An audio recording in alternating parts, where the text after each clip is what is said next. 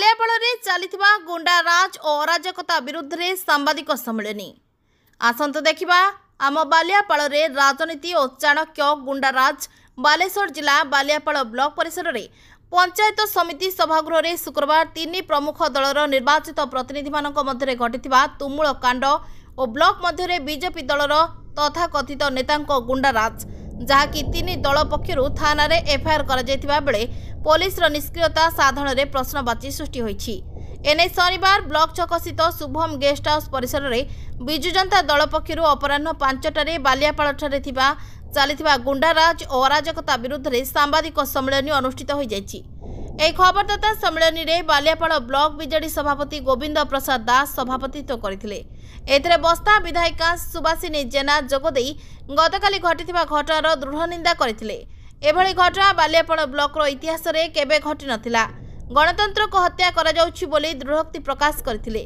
BJP नेता जैनिक व्यक्ति केबे सांसद प्रतिनिधि भावे प्रतिनिधित्व करुछंती ताहा बस्ता निर्वाचन मंडली जनसाधारण जानती नाही। विजु जनता दलर जिला परिषद निशाकर सेठी सभा परिचालना करुवा एबीडीओ शरदचंद्र मुदुली को कहिथिले प्रमाण भित्तिक भावे जैनिक व्यक्ति बैठक में बसी पारिबे। एही कथा उपरे किछि पीआरआई मेंबर उत्त्यक्त होई बैठक होउतबा स्थान को आसुतबा समय रे श्री सेठी बारण करथिले। एही सम्मेलन रे पूर्वतन सांसद रविंद्र जेना कहिथिले सरकारी दल को हातबारिशी करी किछि नेता गुंडाराज और अराजकता चलाइछंती। पुलिस केवल निरवदष्टा साजिछि। ब्लॉक मध्य एवं बाहर बीजेडी दलर नेता आक्रमण करी अपराधी खोलमखोला बुलुछंती। जदि एही गुंडाराज और अराजकता विरुद्ध में कौनसी कार्यानुष्ठान न हुए आगामी दिन में बीजेडी दल पक्षर दृढ़ प्रतिवाद कराजिबो। एही सम्मेलन में बस्ता ब्लॉक सभापति अनिल महांती, कृषक मोर्चा सभापति अजय सामल, पूर्वतन अध्यक्ष लक्ष्मीधर दास, जिला परिषद वेणुधर जेना, कांचन जेना, वरिष्ठ नेता चक्रधर गिरी, भगवान गिरी, अजय कुमार पात्र, महेश्वर जेना, भास्कर चंद्र साहू, देवकुमार दे, सौम्यदीप चक्रवर्ती प्रमुख एवं बस्ता और बालियापाल ब्लॉकर समस्त बीजेडी दलर निर्वाचित प्रतिनिधि माने एवं कर्मी माने उपस्थित थिले।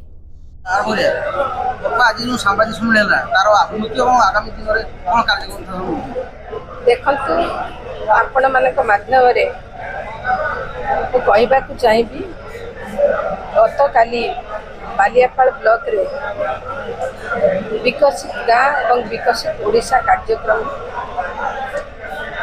अनुष्ठित होता।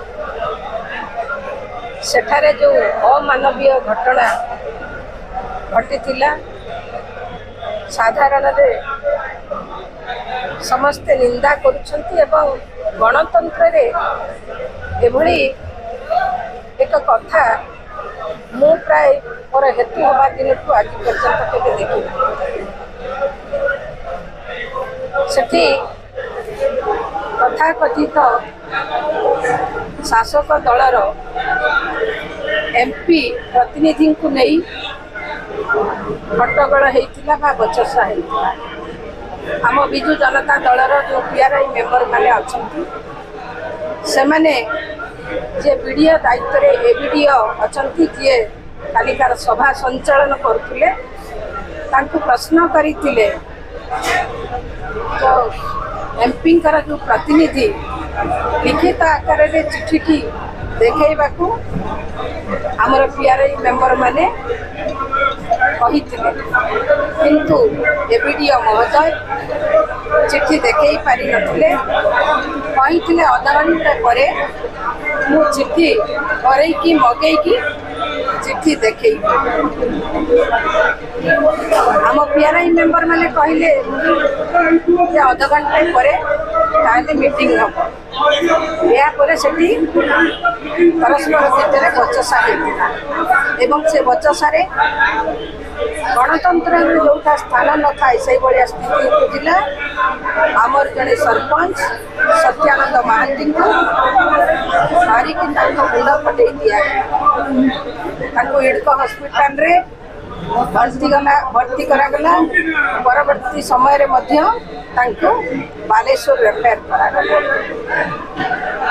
परे परे किछि समय परे आम दलर युव सभापति संग्राम परिड़ा को मध्य शासक दलर तथाकथित नेता माने मिलित भाव में संघबद्ध भाव में आक्रमण कले एवं मुंड मध्य पटे गणतंत्र रे एमिति घटना घटिबा इतिहास रे प्रायतः देखा मिल न आपण माध्यम रे आह्वान करी पुलिस काली पाखु निष्क्रिय अच्छी आह्वान करी जे तुरंत दोषी को दंड मिलू एवं जो विजु जनता दलर कर्मी मान को संघबद्ध भाव में आक्रमण करा उचित न्याय मिलू नहले आसंता दिन में विजु जनता दल